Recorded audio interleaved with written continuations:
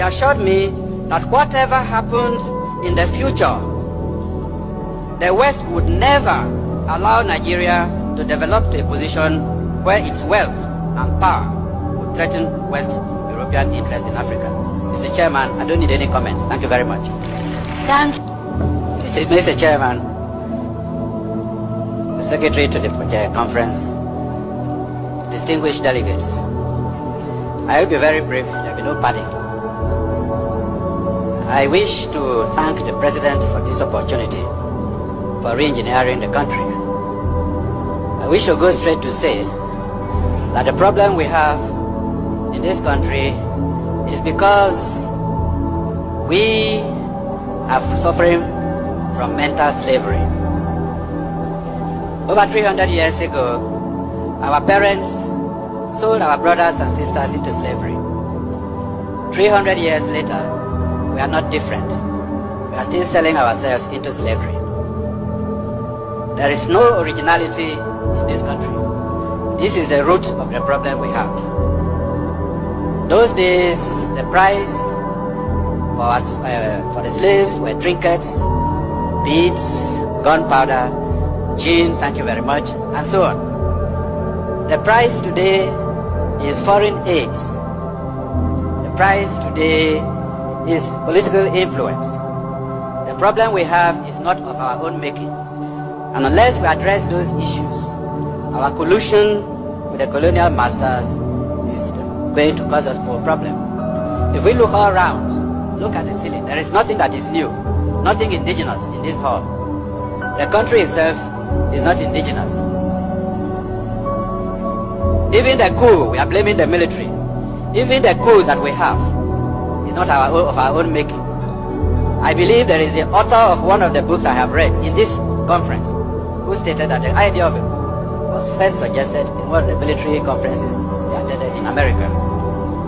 I will go straight to read, with your permission, Mr. Chairman, what the respected Alhaji Shehu Shagari has put in his book. And I ask every member here to get that book, because I know most members here have the book written by Clinton, but they have not put the book, they have not bought the book written by Alhaji Shehu Shagari.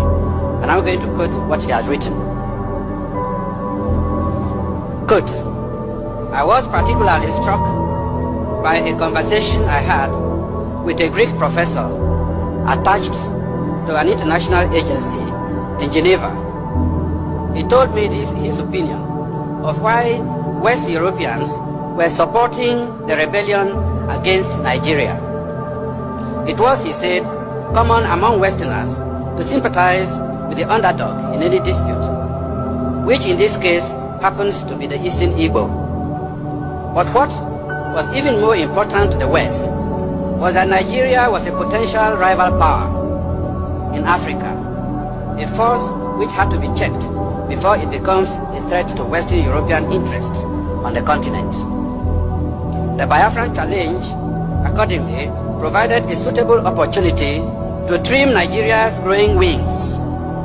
He said that according to certain estimates, Nigeria was sitting on a keg of oil, which, given a suitable condition, would make it so rich in just 10 years, that is by 1978, that Nigeria would not require any aid from Europe.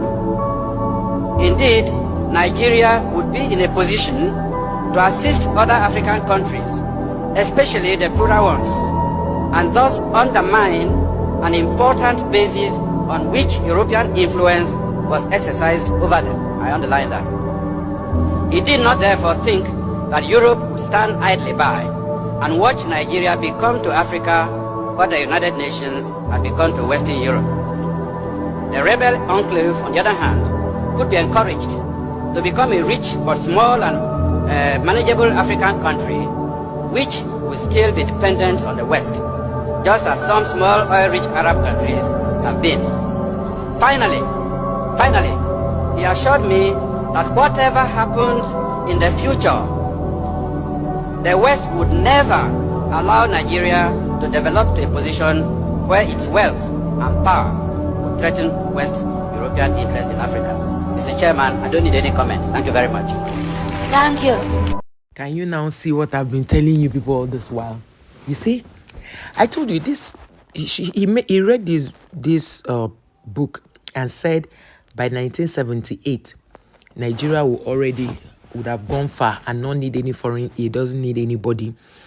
So meaning that this particular thing was done in 1960 something. That was when this conference was held in 1960 something. If he is saying by 1978 the Nigeria would already have gone into being on its own without any foreign aid because of the kind of natural resources Nigeria has. See, Nigeria is not. Did you hear that till he finished speaking and what that man told him, the white man told Shehu Shagari that he wrote in his book?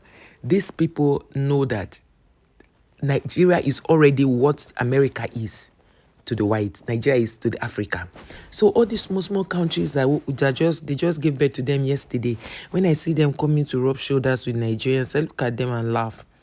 So you see that this is where the problem of Nigeria started from, and this is where Africans' trouble started, because just like they will not allow Nigerians to rise above that, they will not also allow other African countries to rise above that. That is it. They will never allow. As far as we keep going back to collecting aid from them, they will never. The other day when people were saying, that the reason why Tinubu went to France is to go and collect, to go and beg. So my question is, when President Ramaphosa visited France, was he also to go and beg? Until date, I asked that question. Nobody has given me answers. You know, it is always very easy for you to throw jab at people. But when it comes to your point, because your own visit was even earlier than Nigerians' visit, what if it is even your president that went there to beg and now came and told our president, oh boy, go and collect your own share? Let me even shock you. Some of you don't know how this colonization and all this, supremacy works. You don't know. Maybe you don't even have an idea. So the other day, I posted a woman who is a Pan-African. She's always speaking truth to power, where she analyzed one day in one of her videos how this whole thing works, where Nigerians and other African countries will work so hard, then send the money to France. Then a France bank. Then they send the money to a France bank. The bank will now send, that's why they keep saying that Africa is poor. They will now send the money back to Africa, a little percentage back to Africa. For example, if Africa or Nigeria or whatever country sends money to them, like $10,000, if there's problem in Nigeria and they go there to say, please, can you give us from the $10,000 like $150,000 or let's say $5,000 out of it, they will say no. They will now give them $2,000 and now tell them that they are giving them as a loan. These monies are put in their banks and they make so much interest from it. So they will now say that they are giving to us as a loan. So you will not be paying the interest. Who is collecting the interest? Who is making use of the interest? The interest is not accruing to the original money you've kept with them. Every interest on that money in their bank, it's them that are using it. So it goes to show you that these people already understand. This is why they said there was this speculation that Trump was threatening the BRICS that they should not do any other money, that currency that is going to be more powerful than dollar. Now, it's not like dollar is more powerful via exchange, because, of course, pounds is higher than dollar. Euro is higher than dollar, yeah. I think so. I can't even remember. But I think euro is higher than dollar. So, and then it's just that dollar has been made from time immemorial to be the currency for international transactions. And that's why dollar became very powerful. And that's why most African countries are paid in dollars. Let's just say African countries are paid in dollars, not even by the currency that colonized most Africans, like the UK, the British. So that's why you are seeing this whole thing. I remember there was a time we were colonized, we were using shillings, we were using pounds, just like they use. But when they left, we stopped using all their monies, we stopped using anything that looked like them. And that is why I feel that it's difficult for you to colonize Nigerians like the whites have done to South Africans and remain there. We are not like that. We have said no to most of their things, a lot.